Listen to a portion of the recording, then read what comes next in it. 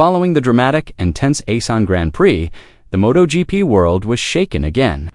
This time, however, it was not due to action on the track, but rather a sharp statement from living legend Casey Stoner. In an exclusive interview, Stoner asked Marc Márquez, the new ruler of the 2025 season, a surprising question. Is this a sign of a serious challenge, or a nod from the two-time world champion to Marquez's dominance this season? Let's discuss it. MotoGP 2025 is no longer just about racing. It's a stage for revival. It's a theater of glory led by one name, Marc Márquez. A few years ago, Marquez almost said goodbye to racing. Failed right arm surgery, a long recovery period, poor results, and a prolonged performance crisis led many to believe that the Marquez era was over, but they were all wrong. In 2025, we witnessed a legend rewrite his destiny. In Ducati red, Marquez didn't just rise, he shook the entire structure of the championship. He was not just fast, he was brutal, efficient, and more precise than anyone who had ever ridden a Desmosedici. He won 9 of the first 10 sprint races. He swept 5 of the 10 main races. He smashed record after record and destroyed rival after rival. Most impressively, he did it all with a body that had not yet fully recovered. At the Dutch Grand Prix, however, everything almost came crashing down. 2 big crashes on Friday sent the Ducati paddock into a panic. In one incident, Marquez was thrown off his bike on a fast corner and dragged himself into the gravel. During the next session, he winced in pain, holding his groin and left arm. The team doctor advised him to stop, but Marquez refused.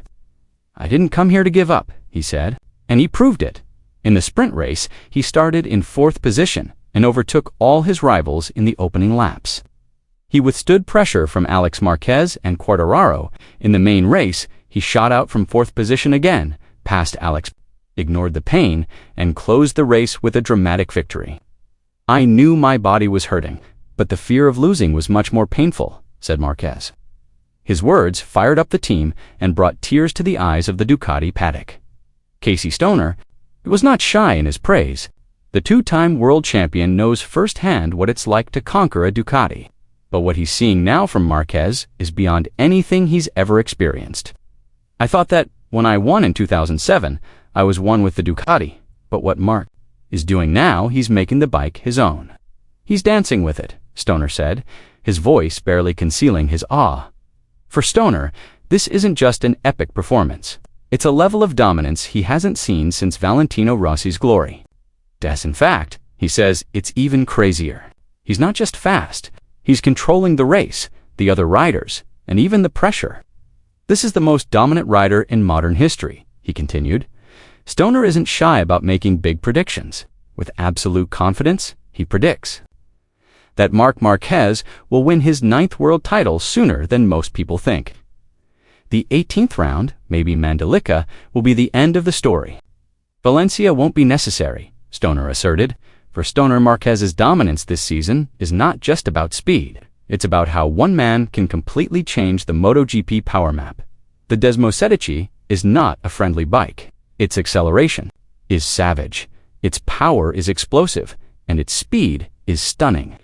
However, there is one frightening aspect: corner control. Many top riders with great reputations eventually succumb to this bike's wild nature. But Marc Márquez is different. He doesn't try to conquer the Desmosedici the same way he always has. Instead, he studies it, reads it, and blends in with it. His aggressive, late-braking style has completely changed. Now he emphasizes smooth mid-corner speed, precise progressive braking, and excellent tire management. This adaptation was most evident at Assen, a fast, technical circuit where Pecco Bagnaia often dominates. But this time, Marquez appeared as a new maestro. With consistent braking, stable tire temperatures throughout each lap, and well-timed slipstream maneuvers, he defeated the specialist on his home turf. This wasn't just a change of style, it was a personal revolution. While Marquez was racing toward the top of the standings, his teammate and reigning world champion Francesco Bagnaia was sinking deeper into a performance crisis. Recurring technical problems, a loss of confidence in the Desmosedici front, and And internal pressure from within the Ducati garage created a perfect storm that shook the reigning champion's mentality.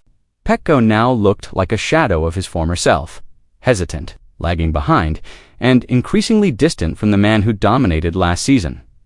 At the Assen circuit, which he once called his second home, Pecco was brought to his knees. He was not only defeated, but also devastated. After the race, he admitted, "If I don't get up now, this season could be over for me," his voice heavy and his expression gloomy. This statement reflected the incredible pressure he was under.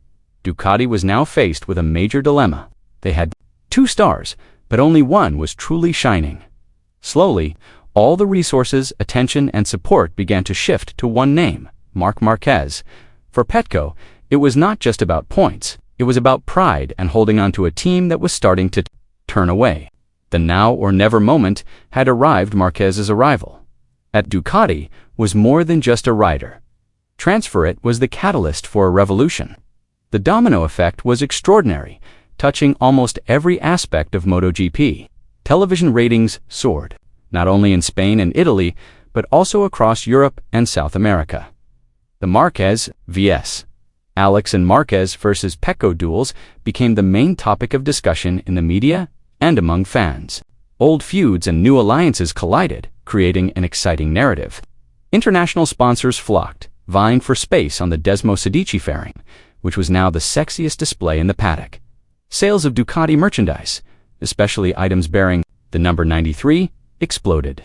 The Borgo Panigale factory wasn't just making bikes, it was minting gold. Most surprising of all, even some of Valentino Rossi's fans, who had long been die-hard Marquez fans, were beginning to soften. They saw something different, a new version of the alien. He was more mature and wiser, yet still fierce and deadly on the track. At Mugello, when jeered by thousands of Italian fans, Marquez did not waver. He simply smiled and said, "I came here to race, not to play politics." It was more than just an answer. It was a statement of attitude, the attitude of a true champion. A champion knows legacies aren't built on popularity, but on the courage to dance on the line and stand tall when the storm comes. Marquez is no longer just an aggressive young rider, known for his late-breaking and reckless maneuvers. He has evolved into a more mature figure, a racing artist who carves out victories with precision and intelligence. He is not just a leader on the track, but also a symbol of determination, toughness, and an undying fighting spirit. At 32 years old, with a body broken and covered in battle scars, Marquez still stands not as a shadow of his former self, but as the best version of himself. He is sharper, calmer, and deadlier. "I just wanted to prove to myself that I could still do it," he said after the race that captivated the world. The 2025 MotoGP season doesn't just produce winners, it creates legends. If Casey Stoner's prediction is correct, then the 18th series on Indonesian soil, under the blazing Mandalika sun, will be more than just a race. It will be the inaugural stage and a historic moment when the Red King returns to the throne. Will Marquez be able to end this saga with a perfect climax? Write your thoughts below.